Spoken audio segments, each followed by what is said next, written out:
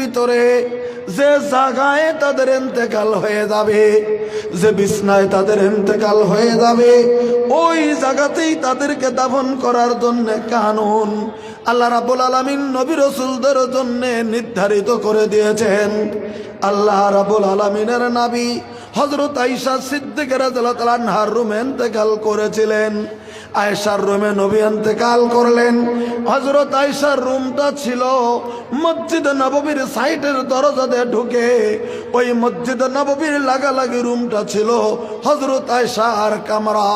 হযরত আয়েশার কামরাতে আল্লাহ রাব্বুল আলামিনের নবী ইন্তেকাল করেছেন। ওই জন্য হযরত আয়েশার এতটুকু জায়গা ছিল হযরত আয়েশা সিদ্দিকা রাদিয়াল্লাহু তাআলা আনহার কামরা।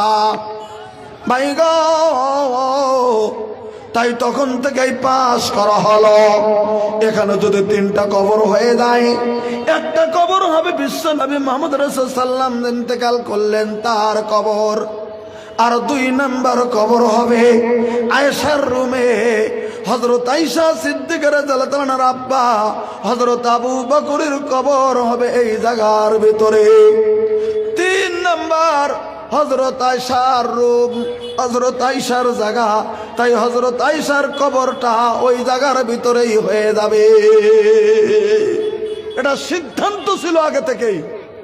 তারপরে যত অন্যান্য সাহাবী আছে সব তাদের কবর হবে জান্নাতুল বাকিতে বা অন্যান্য জায়গাতে, তবে এই 3টা কবর এই মসজিদ সংলগ্ন এই জায়গাতে হবে। এই জায়গাটা আছে বলে পাস করা আছে, কথাটা ক্লিয়ার করে যান। সেই পাস করা অনুযায়ী আল্লাহ রাব্বুল আলামিনের নবীর ওই জায়গায় তো দাফন করে দেওয়া হলো।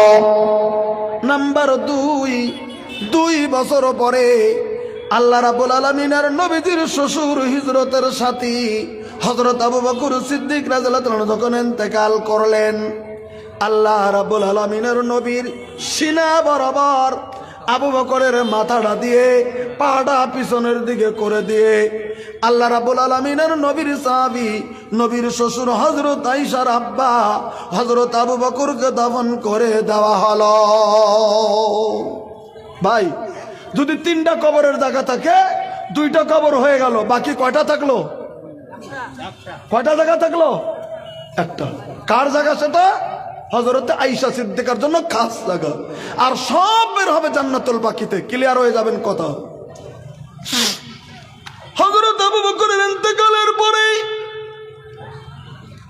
সাসলিম জানের বাদশা গো একদিন তিনি 1-2 জনকে সঙ্গে করে নিয়ে হঠাৎ করে তিনি মনে মনে নিয়াত